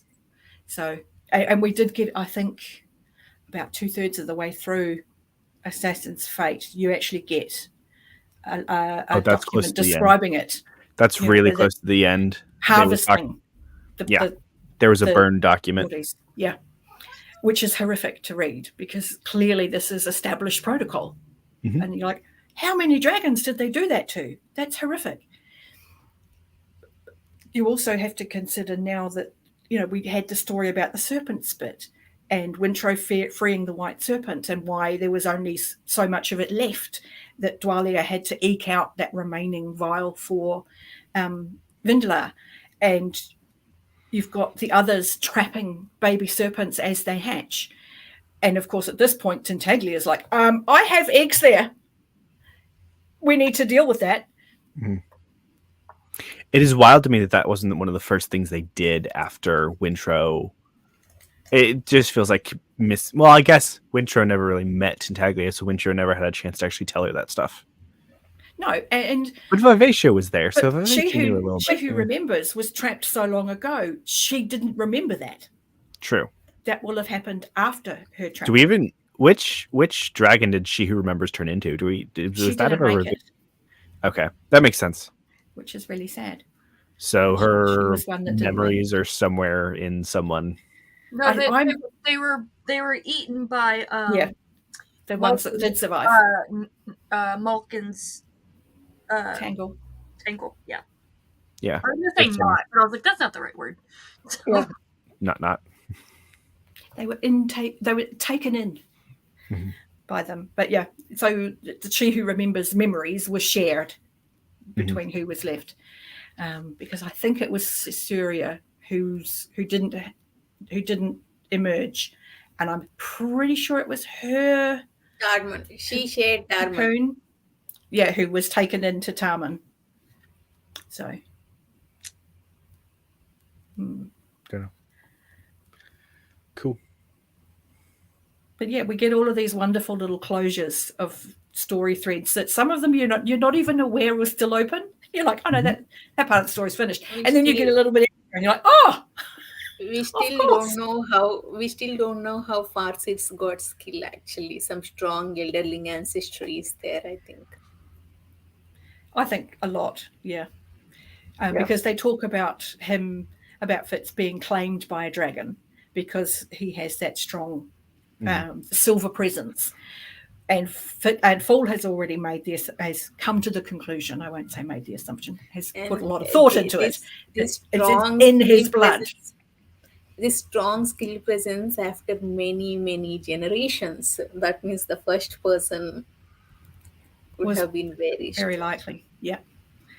And of course, Fitz's use of the skill and his strength in the skill that he has improved over the years, and his contact with the stone dragons and the memory stone and the silver that's in those things. I mean, he was covered in the dust of it while they were at the quarry. He's been in and out of the pillars at this point, soaking in that energy.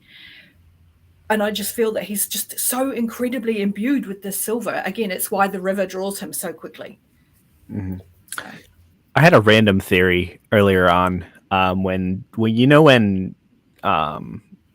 back in Tawnyman, when Fitz feels that like woman, the presence, the female presence in the skill. What if that was Kettle? No. No. My nascent theory that I'm still just passively letting stuff soak in on, I actually think it's whatever the six duchies call El and Edda, and they call the faces of Sa. I think that when Dutiful and Fitz were in the pillar and they both heard that voice, and Dutiful heard a father and Fitz heard a mother, I think they're the oldest entities in the Skill River, or the oldest entity that are now seen as gods because they're just so immense, which possibly just means centuries old dragons. Yeah. Who have just become so enormous with memory and with skill that when they eventually finally stop, go into the river, they stopped going through the cycle and just immerse themselves in the river entirely. Yeah, and that those presences felt by other people over the generations have become seen as gods. This male and female aspect of gods, because all of the cultures have that. Yeah. So that's my theory, though, and it's purely theoretical. Yeah, but I like it. Hey, Shad. I feel like some of these like more ancient thoughts we could get like a Bee becomes Indiana Jones. Yeah, well, this is it. She could go exploring and find out more history, because Kelsingford isn't the only city. Yeah, we haven't revisited all the cities. Like we haven't actually revisited the city where Verity got his skill gloves. No, because that had an actual river running through it.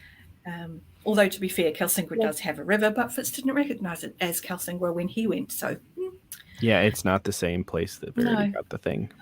I don't think that's possible, Bridget, because when Bee asked, can we command worms to kill themselves, the healer says that they're regenerating themselves so fast. By the time we kill like hundreds, they would have multiplied. Already so but much that was also weeks after the divergence that Bridget is talking about. And they do also say that they're mindless. There isn't a mind to skill, to tell itself to die. And so we were talking insectoid, and even the wit can't do that. The wit can only encourage one way or the other, which we saw when Burrick brought Fitz back and Fitz brought Fool back. It was a rearranging of energies, never a killing of life. So, and again, but that goes back to why I think it had to be that way.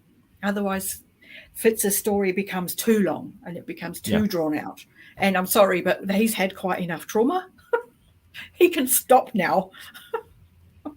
You know everything about villains in this final trilogy. I think that's the case from the beginning, but I did not observe it. But at least in the final trilogy, all these villains are like very caricature kind of villains, like ultimate power, ultimate control, like baddest baddie. Like there is no actual depth to that character. They were like, okay, they are so evil, we have to destroy them. It's like a definition of the villainism from like past 100 years of movies and books. To be And at the fair, heart, all of them are selfish. Mhm. All of them want wealth for themselves at the expense of everybody else. And they have the servants at Clarice, and you will see it when you reread, were behind the funding of Regal via the Pale Woman. Sorry, go, Evie. oh no, I was just going to say, so I would argue, or counter argument, that they are only seen as caricatures or these kind of like, whatever, of villainy, because we only see them through Fitz's perspective in this trilogy. At least for me, Regal was a horrible, horrible villain, and then I came to understand him as I was reading Tawny Man and his nuance and his complexity. Because his mother brainwashed him. And Kenneth is a horrible, horrible villain, but we get his perspective throughout Liveshow. So there is. Thank you. I need to make one point. Okay, go ahead. Oh no, I was just saying that we get. There's more to that two-dimensional Yeah. stars twirling. You just have to be willing to look for it because it is there. And also, we also don't have the wider perspective. Yeah, it's not a balanced perspective. It's Fitz, which is why you have to look for it because it is there. Fitz is just choosing not to emphasize it. So the only views we get of Clarice are through the Fool and then through Fitz through B. If you do the whole B's writing the last trilogy. Yeah, and B, obviously, because of her memories of it. You reminded me of Kenneth thing. You may disagree with me again. See, the way it's very similar to Ship of Destiny, how Hobb uses Brashen to kind of credibility to Kenneth or Kenneth's son. She did that in Ship of Destiny, here Kenneth's son actually. See, I understand Kenneth's son shouldn't be judged for his father's actions. That's a good point, actually. So, when anyone suggests that, I completely agree with that. But Brashen saying that out of context, I did not like that. See, if it is part of context, I would have understand. But he said totally out of context. I should not judge him for his father's actions the same way I am not responsible for my father's actions. That's so. My issue with Kenneth. Let me finish. That dialogue was so unnecessary. I mean, I would have preferred if he had said, I don't judge him for his father's actions, but him being on my ship is making my wife uncomfortable, so I don't want him here. If he had finished that complete sentence, I would have preferred that, actually. I would have preferred not to have Kennethson in the books at all. I thought he was a complete waste of everybody's time. However, the issue I have with Kennethson is that between Etta and everybody else in the Pirate Isles, he's been brought up with this idea that his father was amazing. And that's what bothers me the most about him, that he's trying to be Kenneth. And we know as readers how awful Kenneth was as a person. And so for somebody to idolize him, and so for somebody to idolize him is offensive. And you're like, no. So I'm totally okay with that whole plot line that he's gone now. Lovely. Etta's queen for however long now. There is no heir to the Pirate Isles. The Pirate Isle kingdom will collapse. Wintrow's not going back. He's going to go back to Bingtown. Etta doesn't have an heir. The slaves aren't going to put up with anybody. the ex-slaves who now populate the Pirate Isles, they're not going to put up with anyone else taking the crown. It will go back into, everybody out for themselves, which will solve a lot of the traders' problems now, because we've had that discussion around tariffs and taxes going through the Pirate Isles now being worse than when it was being pirated. I liked Vivesh being brutally honest with Wintro. Like, Etta is not going to love you as she's never going to love you. Yeah, I mean, Wintro needed that. Actually, he needed that like years back. 20 years ago. Have had it right. Yeah. Yeah. So he did need that. And again, this goes back to my thing of like, gosh, we needed another book with all this, because I feel like Kennitson could have been a really good storyline if we had No just. need, Pete. No need. No, I think he could have been a good storyline. I think him overcoming his idolization of his father through a relationship could have been really Aragon could have been a really good story. No. All right. Whether you would desire a Kennitson specific arc or not, it wouldn't have been possible, not just from a lengthwise in Fits in the Fool, but also like Liveshow Critters was a completely separate series because that's what I'm saying. So just do a completely different book. But this is the thing. I mean, you just couldn't because you've got this trilogy happening. Right, and it's in this timeline. Pete is going to write fan fiction making Kennitson. No, I'm going to write fan fiction and completely rewrite Rainwilds and this series and Fits in the Fool. But I mean, I would have absolutely loved that interlude from Liveship perspectives. I need to kick Pete out of the chat, please. No, I'll read your fanfic, Pete. I will. I'll give 1 star to that. Sorry, Pete. I had to say it. It's okay. Oh, I mean, it'll be nowhere good as what Hobb could have written, but Well, that goes without saying, really. Different time. Although it's probably going to be paced better. But that's an acknowledgement. But and I think that's partly why I am such a fan of these books. I can see that they have flaws. They're not perfect, but they're so effective at what they do. And what they do is bring these characters to life.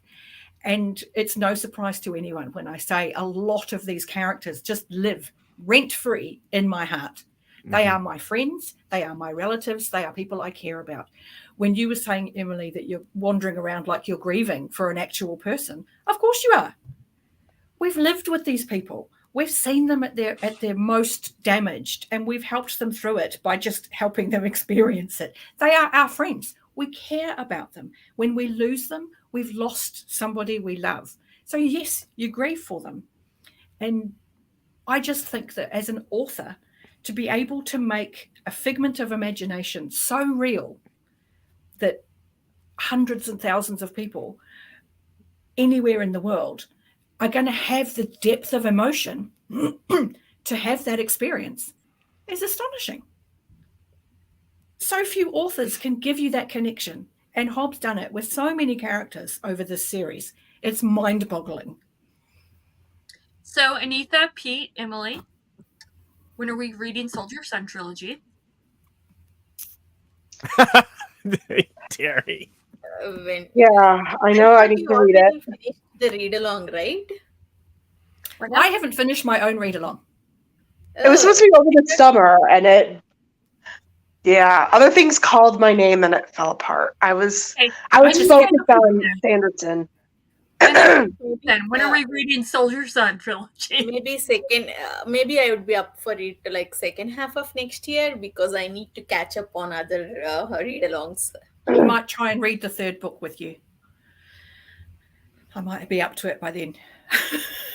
I did start the first one, and I got maybe 50 pages into it, and I remember thinking, this is brutal. Like, it was, she sets the trauma hard and fast, and does not hold up. For mine, it was I read it, and I had the same experience the second time round. where I was trying not to compare it to Fitz and the Fool. And ultimately, it comes down to we've got a lot of the same themes going on, but the main character, I kept waiting to love them because she's so good at characters. And I just don't care about him. I don't care. Maybe All of the because they're secondary not characters, amazing. maybe because they're not Fizz. No, they're just boring. So, Bridget, Yeah, I wanted to mention this. What Bridget was saying is that Alice Hest, all these characters, they don't add to this main storyline of this trilogy. Maybe only the dragons part, Kilsingra part, added to the world. Maybe instead of the whole sub-series, like 4-book sub-series, that could have been a novella. So- because they are not added. Well, to it this. should have been 2 books. In Hobb's mind, it was only ever going to be 2 books. In So- their defense, they did add the silver, right? The well of silver. And They added a going- lot of going lore. into Pete's fan fiction, what I would do is separate that out, that storyline of Paragon turning into dragon, away from the end of Assassin's Fate, and turn it into a third Rain Wilds book, and put the other 2 back into 2, but have a third Rain Wilds book that is a conclusion of the live ship. Everything, right? Put all Paragon turning into a dragon in that third live ships book. Put all these cathartic places there, and have that have Rain Wilds be what it should be, which is the conclusion of the Rain Wilds arcs. listen, Thank Rain you. Wilds to me Here's the was thing. a pulpy. Rain Wilds does something a lot of people don't give it credit for, and it tells you what dragons need to exist. And it has to do that over a long period of time because dragons need a lot of stuff. Mhm. And it explains what dragons are in terms of individuals and their sense of selves. And then we also had all of the lore that we got when we found Kilsingra. The value of Rain Wilds continues to go up when I reread them. They are so much better than all of us give them credit for. No, they're not the best part of Realm of the Elderlings, granted, but they are really, really good, and their value increases. Rain The Wilds. unpopular opinion, Rainwild series is better than Fizz and Fool trilogy for me. No, I disagree with you on that, but I really like Rain Wilds. Scorching hot. So opinion. for me, Rain Wild is above Journeyman, which is my least favorite trilogy. Oh no. Wow. So, Good Lord. Fool's Fate was just a perfect book, though. Yeah, it was. was it though? It absolutely was a perfect book. Anyways, whatever. Back to Rain Wilds. Okay, I will not take this Rain Wild slander. Okay, it is a perfect book. It is a pulpy good time. Not only is it a pulpy good time, it has like the lore that Derri's talking about, but more importantly, it is a great story. That's a great the story. point. It's a great series, great sub-series, and damn it, I didn't know that I could hate anyone more than Kenneth, but Kyle, but no one talks about Hest when everyone talks about the Elderlings. He was awful. Oh, you mean Meat? Yes, Meat. yes. I shall call you Yes, meat. Oh, best line ever. That whole sub-series is kind of at the heart of Realm of the Elderlings. It's about agency. It's about creating a world for yourself. It's about putting your beliefs into the structure of your world around you and enabling other people as a result. It's very empowering. It's incredibly forward-thinking. It's about acceptance and it's about inclusion, and it's just beautiful. The themes of identity and sexuality, I mean, was so well done. I loved the themes explored in that series, actually.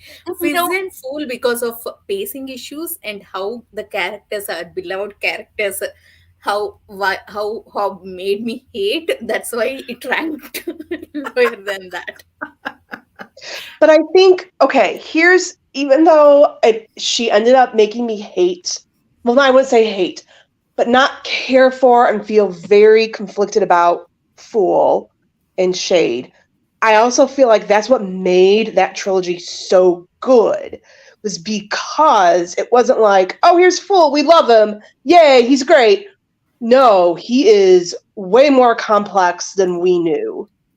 Yes, and to be able to increase that complexity as the series goes on is why we love Hobb, because people do. Experiences change you and they make you behave differently.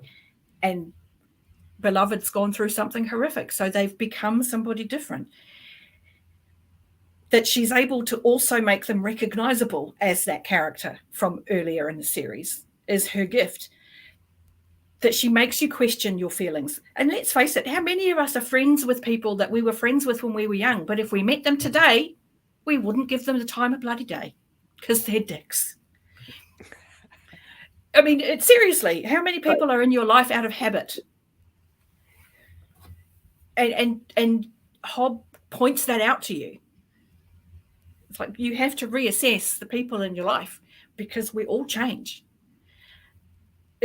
She's the best. I mean, just Get out your bingo cards, everyone. We're doing Robin Hobb. yeah, Queen Hobb. she really is the queen. So, but yeah. All right, I hate to be that person, but I do have to leave. We've hit that 2-hour mark, guys. Woo, look at us go. Did we even talk about it? I mean, obviously, Evie, thank you so much. Yeah, thank you so much for joining, Evie. Yeah. But Did we touch on everybody?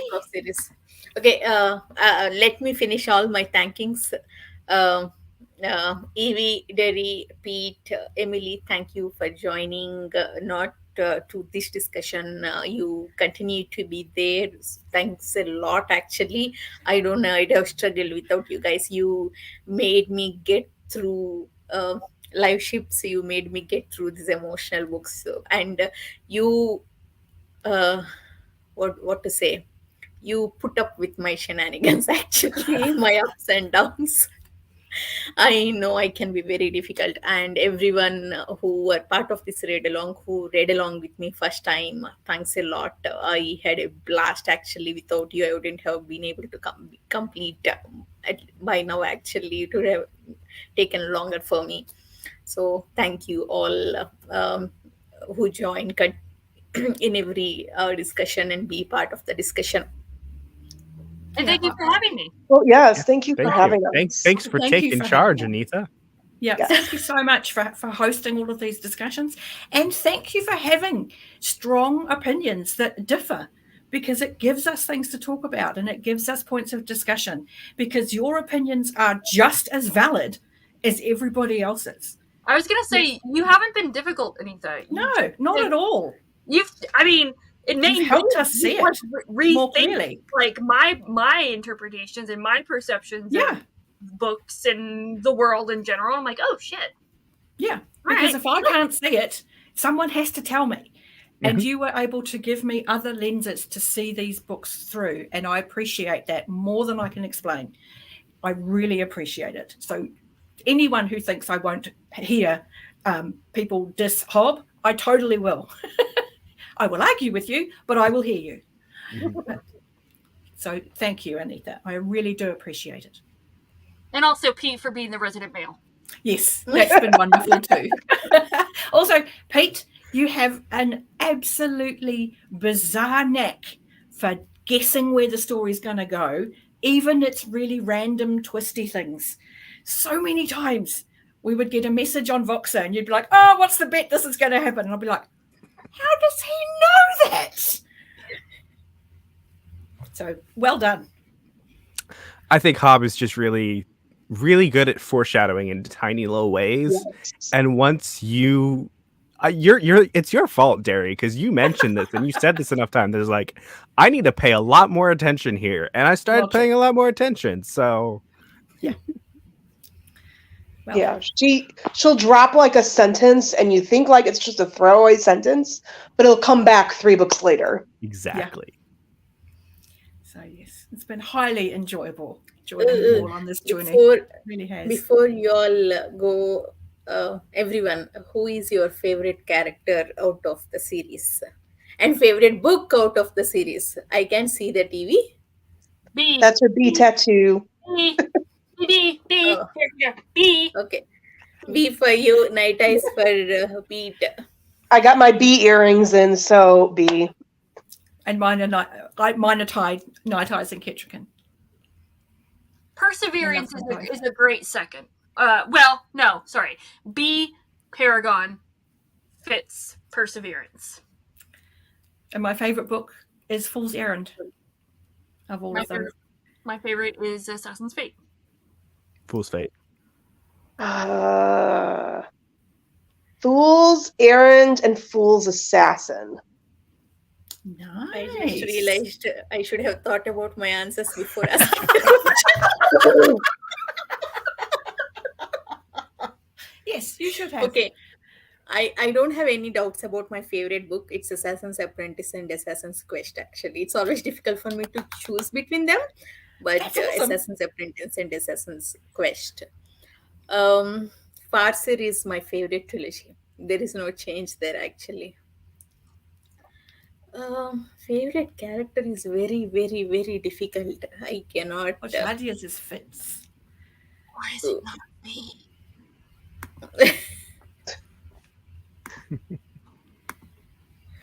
Oh my god. Everyone in Greg's Discord actually my thought. Well, we all know that Anita's favorite character is Kenneth. Oh, Yeah. Totally. Okay. Don't. I want to end this on a good note. Oh, fair enough. Okay. Well, if your favorites are Assassin's Apprentice and Assassin's Quest, then Verity. Nosy. Nosy, Nosy or was- Night Eyes, or Fitz. It's between Small Fizz, ferret. Night Eyes. It's between Fizz and Night Eyes. Small Ferret is the underrated That's star of amazing. the show. VP, you're Farseer. It's definitely between Fizz and Night Eyes, but B definitely came close. And I also loved Molly and Nettle. Maybe more than. By the way, rereading Farseer and Fitz and the Fool with Molly in mind, she is the heart of this series. You know what? You know how Alan says, like, I know this from the long time. Now you're talking like Alan, you know, how he gets passionate, right? That's exactly how I felt when people are talking about now I understand about Molly. I knew it. You didn't see it in Farseer trilogy. Man, she's such a great, fantastic, strong I character. know. Even in Farseer, you did not see. Yeah, I know No, you. I did see it. I'm just saying that, like, rereading, like, I've loved Yeah. Molly from the beginning, but rereading the Yeah, series. I know what you said. That just reminded me of. You know, when Oh, you people, were now, telling me, like, I didn't do anything. now when people say now Molly I say it's hipsters like, unite. you know, they did not like, you know, what I wanted to say is this is so wrong, unfair to all those guys, but I wanted to say is now she is a good wife and mother, you like her. When she's a strong girlfriend, you did not like her. I wanted to say that. Yeah. Okay, that's now my response forever and always.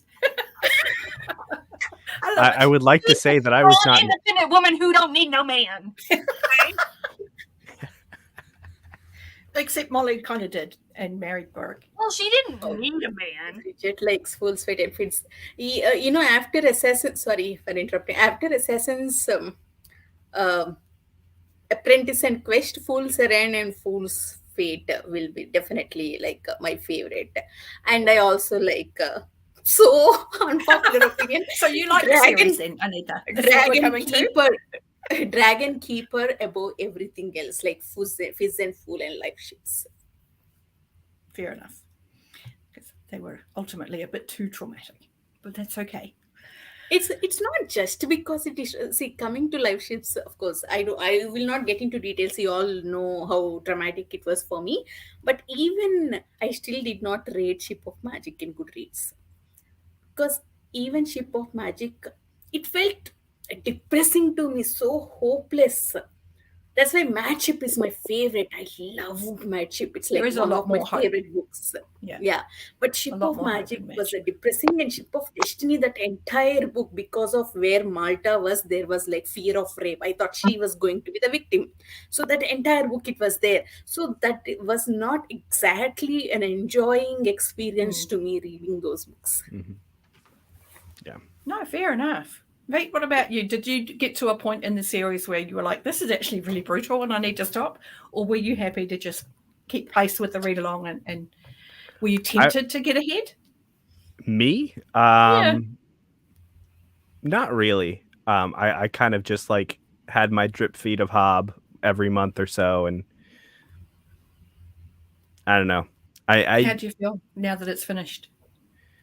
I definitely have the feeling that I really want to start again. Go back to the Farseer and get that started again. I just want to mention one funny thing. When I was reading Assassin's Fate, Pete messaged me like, "How is it going? Are you liking thing?"